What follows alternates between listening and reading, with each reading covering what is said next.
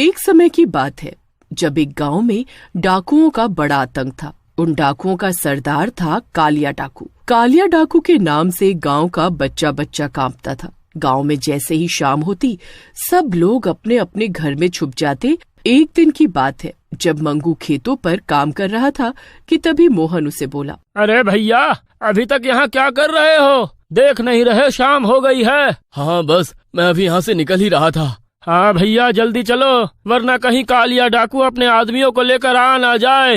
है भैया, बस जा ही रहा हूँ। मंगू अपने खेतों का काम निपटा ही रहा होता है कि तभी वहाँ उसे ढूंढते ढूंढते उसकी बेटी लीला आ जाती है। मंगू उसे वहाँ देख बड़ा परेशान हो जाता है। अरे लीला बेटी, तू यहाँ क्या कर रही है? बाबूजी, मैं तो आपको ही ढूंढने आई हूँ। माँ कब से आपकी राह देख रही है और आप घर नहीं आए, इसीलिए उन्होंने मुझे आपको बुलाने भेजा है। ठीक है, चलो जल्दी घर चलते हैं। मंगू और लीला दोनों घर की तरफ आने लगते हैं कि तभी कालिया डाकू की बंदूक की आवाज आती है। क्या बात है, गांव में अभी से इतना सन्नाटा छाया हुआ है। लगता है सब मेरे डर से जल्दी सो गए। कालिया डाकू की आवाज सुनकर मंगू और लीला की हालत खराब हो जाती है। अरे बेटी जल्दी जल्दी चलो, कालिया डाकू ने हमें देख लिया तो जान से मार डालेगा। मंगू इतना बोलता ही है कि तभी पीछे से आवाज आती है। मंगू और लीला पीछे मुड़कर देखते हैं तो पीछे कालिया डाकू होता है और उसके हाथ में लंबी सी बंदूक होती है। कालिया डाकू की नजरों से आज तक कोई बचा है जो तुम बचोगे? सरदार, हमें जाने दो, छोड़ दो हमको। अरे अरे अरे अरे, इतना डर किस बात का है भाई? मैंने अभी कहा तुमको कुछ कहा। कालिया डाकू बात तो मंगू से कर रहा होता है पर उसकी नजर लीला के ऊपर होती है। वो लीला की खूबसूरती सर से पांव तक देख रहा होता है। लड़की, नाम क्या है तुम्हारा? ये मेरी बेटी है, इसे जाने दो सरदार। अरे ओ, मैं तुझसे नहीं, इस सुंदरी से बात कर रहा हूँ। दूर हटो मुझसे, समझे? अच्छा जी, इतना गुस्सा? आज तक किसी ने इतनी हिम्मत नहीं की जो मुझे ऐसे बोल सके। तुझे तो मैं अभी बताता हूँ। और उसे अपने साथ ले जाने लगता है। बेचारा लीला का बाप हाथ पैर जोड़ता रह जाता है और रोने लगता है, पर कालिया डाकू उसकी एक नहीं सुनता। इधर लीला खुद को छुड़ाने की खूब कोशिश करती है पर कालिया डाकू को उस पर भी तरस नहीं आता।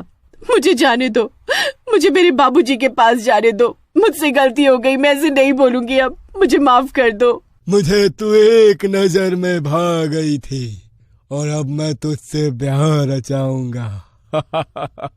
नहीं, कभी नहीं, ऐसा कभी नहीं हो सकता। कालिया डाकू उसे अपने ठिकाने पर ले जाता है और उसे एक कमरे में बंद कर देता है। उसके बाद वो पंडित को बुलाकर उसे जबरदस्ती शादी की तैयारी करता है। लीला को जब कुछ समझ नहीं आ रहा होता तो वो कालिया डाकू की बंदूक उठाती है और उसके सर पर रखकर गोली चला देती है। कालिया डाकू उसी वक्त मर जाता है। आज इससे सबको छुटकारा मिल ही गया, मार डाला मैंने इसे। लीला वहाँ से फटाफट भाग जाती है। लीला जैसे ही अपने घर पहुँचती है तो उसके पिता और उसकी माँ उसे देखकर बड़े खुश होते हैं। मेरी बच्ची, तू आ गई। मुझे यकीन नहीं हो रहा, आखिर तो उस कालिया डाकू के चंगुल से कैसे बचकर भागी? हाँ बेटी, आखिर तू कैसे बचकर आई? मैंने उसी की बंदूक से उसे मार डाला। ये बात सुनकर लीला की माँ और बाबूजी दंग रह जाते हैं, पर वो खुश भी होते हैं कि आखिरकार उनके गांव को कालिया डाकू से छुटकारा मिल गया। वो ये बात किसी को नहीं बताते कि कालिया डाकू को लीला ने मारा है। पर जब गांव वालों को कालिया की लाश मिलती है तो वो खुशी से झूम उठते हैं।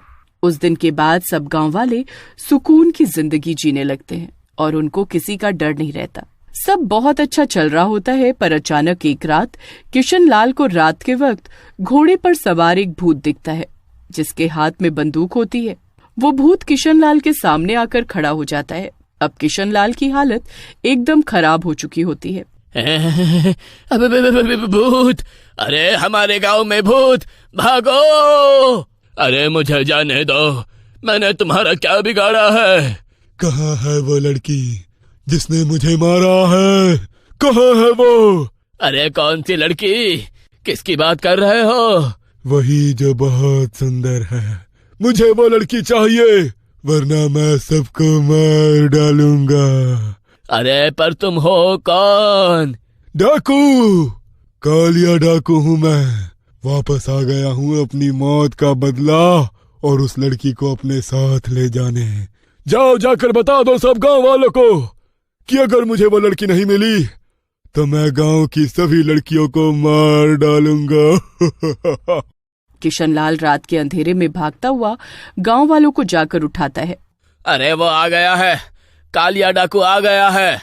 ये बात सुनकर सब गांव वाले हैरान रह जाते हैं, क्योंकि कालिया डाकू तो मर चुका होता है। अरे पर वो तो मर चुका है ना? हाँ, वो मर चुका है और अब उसका भूत आया है अपनी मौत का बदला लेने। किशनलाल फिर सारी बात गांव वालों को बताता है। अगले दिन शीला और लीला की माँ कुएं पर पानी भर रहे होते हैं और तभी शीला लीला से बोलती है, तुमको तो पता ही होगा कि आखिर वो कालिया डाकू का भूत गांव में वापस आ गया है। बोल रहा था कि उसे किसी गांव की लड़की नहीं मारा है और अब उस भूत को उसी लड़की की तलाश है। वो लड़की अगर उसे ना मिली तो वो रोज गांव की एक लड़की को उठाकर ले जाएगा। घर जाकर वो सारी बात लीला और उसके बाबूजी को बताती है। हे भगवान, ये क्या हुआ? अब हम क्या करेंगे? अगर गांव वालों को पता चल गया कि उस कालिया डाकू को मैंने मारा है तो वो मुझे उसके भूत के हवाले कर देंगे। मुझे उसके पास नहीं जाना माँ, मुझे बचा लो। अरे तू चिंता मत कर, तू घर में रहना और बिल्कुल भी बाहर मत निकलना, समझी? उस भूतिया डाकू को कुछ पता नहीं चलेगा। अब लीला घर से निकलना एकदम बंद कर देती है और रात को कालिया डाकू का भूत गांव में रह रही कविता नाम की लड़की को उठा लेता है। अरे बचाओ मुझे, अरे कोई मुझे इस भूत से बचाओ। कोई नहीं बचाएगा तुझे। अगर बचाना है तो उस लड़की को मेरे पास लेकर आना होगा। अब रोज रात को उस डाकू का भूत गांव की एक लड़की को उठाकर ले जाने लगता है। बेचारे माँ बाप अपनी आंखों के सामने अपनी बच्चियों को जाते देख रहे होते हैं, पर कुछ कर नहीं पा रहे होते। अरे आखिर है कौन वो लड़की जो हमारी गांव में रहती है और उसने उस डाकू को मारा? अगर वो लड़की उस भूत को नहीं मिली तो वो तो गांव की सभी लड़कियों को ले जाएगा। हमें जल्दी उस लड़की को ढूंढना होगा। एक काम करते हैं, हम गांव की सभी लड़कियों को आज रात इसी पेड़ के पास आने को बोलते हैं। जब आज रात को डाकू का भूत आएगा तो खुद पहचान लेगा। ये सब बात वहीं खड़ी लीला की माँ सुन रही होती है और वो जल्दी से घर जाकर ये बात लीला और उसके बाबूजी को बताती है। लीला ये सुनकर घबरा जाती है। अब रात हो जाती है और सभी लड़कियां पेड़ के पास आकर खड़ी हो जाती हैं, पर लीला वहां नहीं आती। वो घर पर ही छुपी हुई होती है। रात को जब उस कालिया डाकू का भूत आता है तो सब लड़कियां घबरा कर कांपने लगती हैं। अरे वाह, आज तो लगता है सभी गांव की लड़कियां आई हुई हैं। मजा आ गया। हाँ, हमने आज गांव की सभी लड़कियों को बुला लिया है। जिस लड़की की तुमको तलाश है वो इसी में कोई है। बताओ कौन है वो? आखिर हमें भी जानना है और उसे तुम ले जाओ अपने साथ। बस बाकी सबको छोड़ दो। ये तो तुम सबने बहुत अच्छा किया। कहाँ है वो लड़की? कहाँ है? वो भूत सब लड़कियों को ध्यान से देखता है, पर उसमें लीला तो होती ही नहीं है और वो गुस्से से लाल हो जाता है।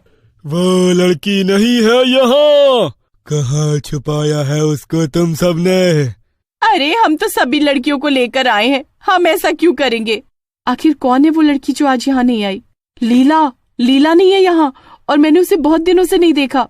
हाँ सही कहती हो, मैंने भी कब से उसे नहीं देखा। पहले तो रोज नहर पर आती थी। अब पिंकी और शीतल लीला का नाम ले देते हैं और गांव वाले तुरंत लीला के घर जाते हैं। वो लीला को बाहर आने को बोलते हैं, पर वो जाने से इनकार कर देती है और रोने लगती है।